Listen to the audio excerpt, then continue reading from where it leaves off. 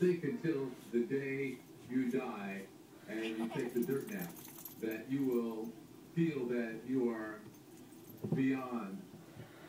The reason that this happened was during about 4 or 5 months ago, I played a couple horrible rounds of golf, like horrible.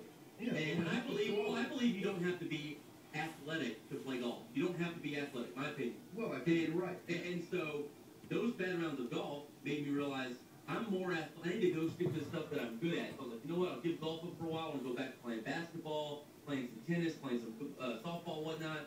And here I am 4 or 5 months later with a torn ACL. I also was a firm believer that planting, like I was like, how do you tear something by just planting? Come on, someone's got to hit you. No, it was just a jump stop, and the sniper got me in the rafters. Ah, that's the way it works. I've never suffered an injury that required surgery. When I was 8 years old, just days before going to summer camp, I was alone in the schoolyard. Oh, the infamous summer camp story. Well, this is before summer camp. I had to go to summer camp with a cast on my leg. This was days before. I was out in the schoolyard, just kind of killing time. All my friends were out of the city, so I was there. I was throwing the ball against the wall. Schoolyard, concrete, crack. Stepped in a crack, and I kind of sort of busted my hand.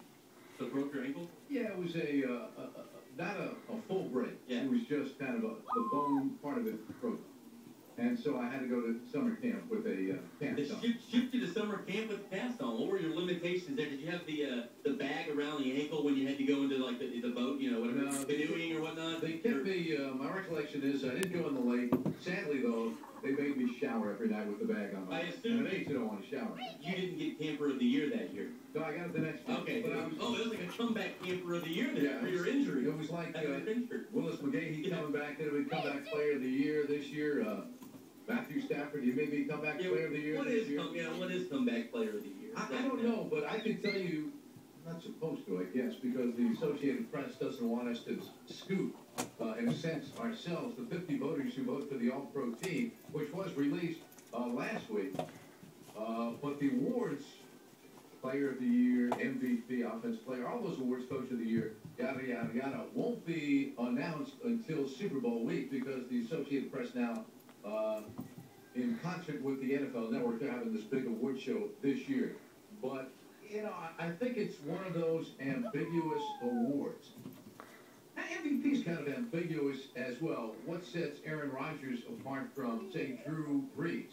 Well, you know, as to who's more valuable to the team. Well, you have to make a decision. And I chose Aaron Rodgers, though I think a lot of people will, in the end, who voted, reward Drew Brees for one of the most remarkable years we've ever seen by a quarterback. And my guess is he'll get the Offensive Player of the Year. Comeback Player of the Year, you know, again, it's one of those things. Is it a guy who had a bad year last year, has a really good year this year, was out because of injury and came back, or had some odd story like Michael Vick, who, you know, last year, I think it was last year, he was the Comeback Player of the Year.